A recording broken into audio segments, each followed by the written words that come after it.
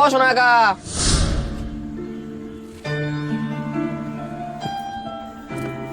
না কি হয়েছে বল।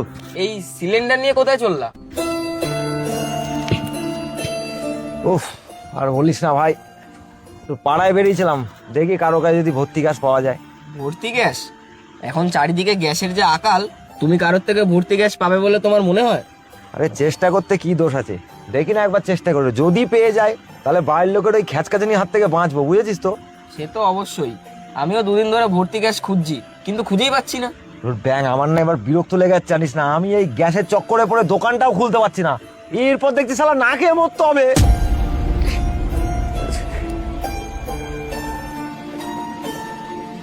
কি রে রিতম, হ্যাঁ, মাল দুটো বস্তা নিয়ে ওদিকে কোথায় যাচ্ছে না? আমার মনে হয় ওরা হয়তো লুকোচুরি খেলছে, সারাদিন তো এদিক ওদিক খেলাধুলা করে। ও, আর আমাদের জীবনটাই শালা গ্যাস সিলিন্ডার খুঁজতে বেরিয়েছি। যখন ছোট ছিলাম তার থেকে ভালো ছিলাম, শালা লুকোচুরি ছোঁয়াচুরি তো খেলতে পারতাম। ব্যাং, ও সোনাকা, ওই দেখো আরো দুটো মাল বস্তা নিয়ে দৌড়াচ্ছে।